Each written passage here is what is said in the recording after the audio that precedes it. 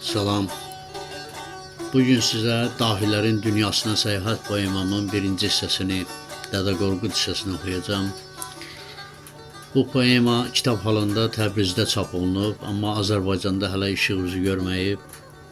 Bunun bir hissəsini, Xətaiyə aid olan hissəsini sizə öz səsimlə çatdırmışam. Dədə Qorqud.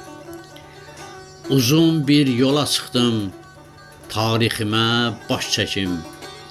Böyük bir əsər yazım ən ulu ozanlara, şeir sətirlərindən möhtəşəm qala tikim, bu ulu xalqımıza dastanlar yazanlara. Dedim baş çəkmə əvvəl qoca Bayandur xana, görüm o əzəmətli bəylərbəyi qazanı, bayağı musiqidən daha gəlmişəm cana. Az da olsa dinləyim Dədə Qorqud ozanı. Gördüm Qorqud babanı bir təpənin başında, sanki dilləndirirdi qopuzun tellərini. Qulağı onda idi ağacın da, daşın da, çaldıqca seyr edirdi öz Oğuz ellərini. Oğuzdan məlhəm idi onun müdrik sözləri, fəzilətdə yox idi kimsə ondan uzada. Məni görcək elə bil doldu onun gözləri, qovğalardan doymuşdu dünya görmüş qoca da. Dedi çoxdan yolunu gözləyirdim ay bala, sizə gəlib çatıbmı Dədə Qorqud dastanım?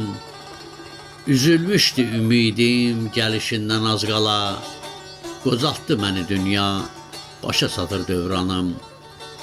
Bir anda çaşıb qaldım ağsaqqalı qabağında, doğrusu bu sualı gözləmirdim qocadan. Bizi düşünürdü o ömrünün bu çağında, cəm elədim fikrimi, salam verdim ucadan. Salam olsun sizlərə ey müdrik Qorqud baba, adın kəlamın kimi dillərin əzbəridir. Səndən film düzəldib görmədiyin el oba, qopuzunu çalırıq min illərdən bəridir. Elə bil uşaq kimi sevindi qoca Qorqud, gözlərinin sevinci süzüldü saqqalına. Demək məni yad edir qoyub getdiyim bu yurt, quş kimi fərəhləndim qocanın bu halına.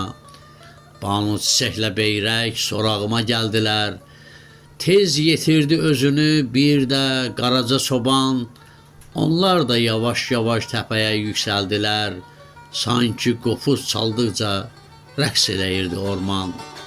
Birdən nə düşündüsə saxladı barmaqların, müdrik baxışlarını zillədi gözlərimə, soruşub əhvalını ellərin, obaların. Qoca yenə qayıtdı bayaqki sözlərinə. Dedim, ey Qorqud baba, ellər pərən-pərəndir, yad ellilər dağ çəkib böyük Azərbaycana, sənin nəticələrin indi də mərdərəndir. Bir gün son qoymalıyıq ayrılığa, hicrana.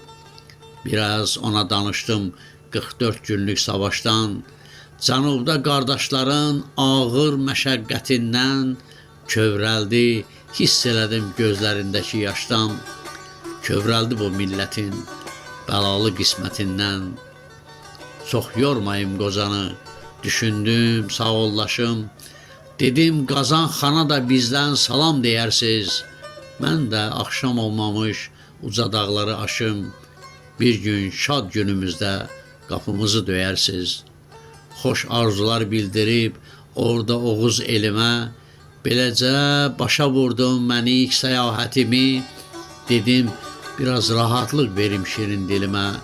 Yeni görüşlər üçün qoruyum taqətimi. Sağ olun.